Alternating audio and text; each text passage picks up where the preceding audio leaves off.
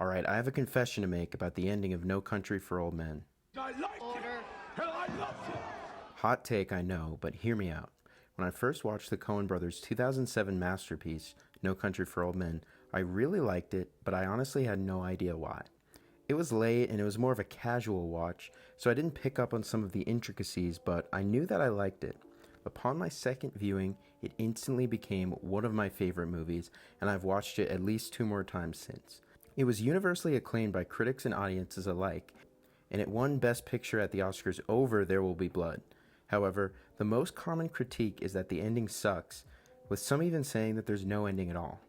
And I could not disagree more. Here's why I believe No Country for Old Men not only has an ending, but it's actually perfect and is what elevates it into a modern Western masterpiece. Let me just go ahead and say this, I'm only going to be analyzing the film. So while I've heard that it's a very faithful adaptation of Cormac McCarthy's novel, I'm only going to be talking about what occurs on screen. Got it? No Country is a masterclass in building tension, and it does so without any real score. I didn't even fully realize that until my first rewatch.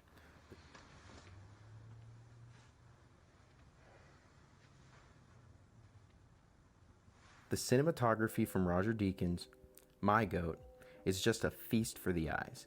The acting is incredible. Tommy Lee Jones and Josh Brolin are great in their respective roles, and Javier Bardem won a freaking Oscar for what has been hailed as the best on-screen portrayal of a sociopath ever. The first point of contention with this ending usually comes when Josh Brolin's Llewellyn Moss dies off-screen. We're following Tommy Lee Jones as Sheriff Bell speeding towards the motel, pulling up and realizing he is too late as the Mexicans speed off. He enters the hotel room and we see Moss dead on the floor. Many see this as a betrayal of the viewer by the Coens. You follow this guy the whole movie and you think he's the main character just to have him die off screen. I understand that point of view, but here's what I realized when I watched the film again. He is not the main character. Sheriff Bell is.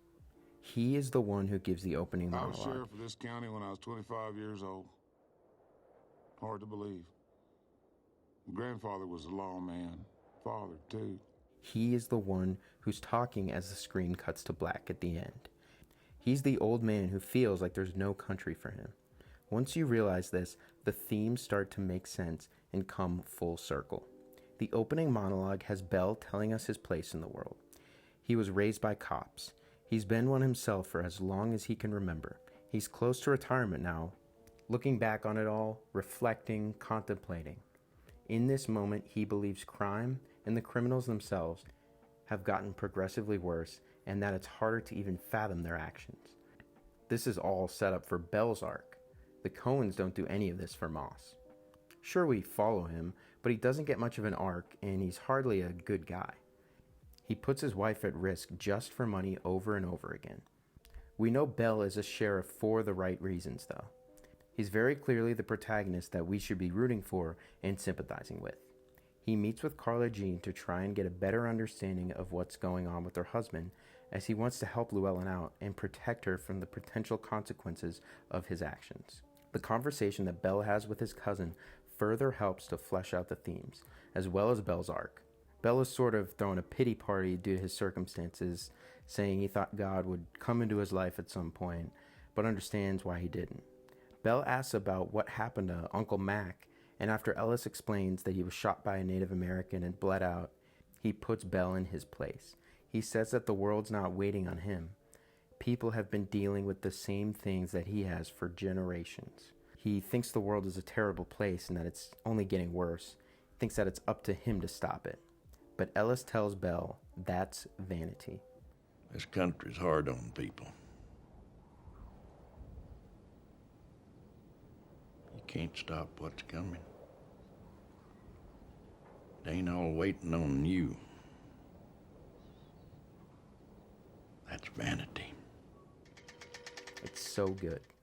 As I mentioned earlier, we don't see Moss when he dies at the hands of the Mexicans. Instead, we're following Bell, who's late to the party. It's from his point of view, further proving that he is the main character.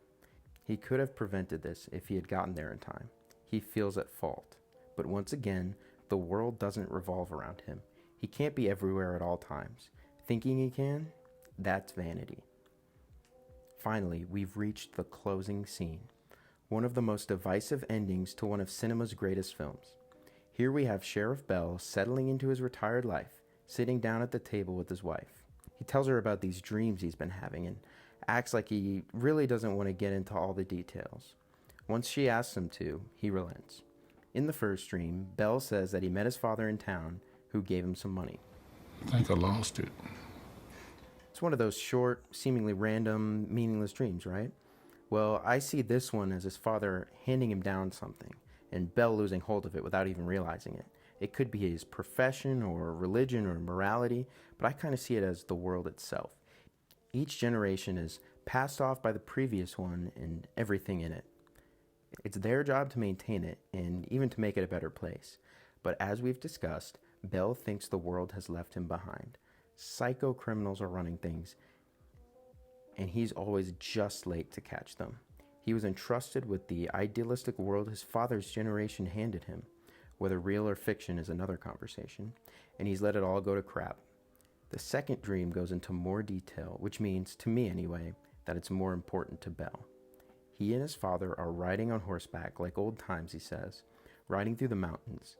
That implies a sense of nostalgia about his relationship with his father. He says his dad went on ahead of him without saying anything, and he was carrying fire and a horn, the color of the moon. And then in the dark and cold, he would go on to start a fire. To me, this shows that his dad carried a sense of hope with him, that in spite of the cruelty and evil of the world, there is still some good in it. But that goodness needs to be tended to like a flame. And his dad has gone up ahead, meaning he needs to catch up to him to help keep up that fire. He feels throughout the whole movie that he's let his dad down, and everyone in that generation as well. Evil is everywhere, and he hasn't been able to snuff it out. And he's always just late. But I think there's still some hope left. It also highlights his coming mortality. The last words he says are, Then I woke up. and the clock ticks on as the credits roll. I take that as, no matter what he does, good or bad, whether he tends to the fire or not, the world still goes on, with or without him. Time marches forward whether we like it or not, even if there's no country for old men. Hope you like my thoughts on this classic. Leave yours in the comments below. Don't forget to like and subscribe, and keep chillin'.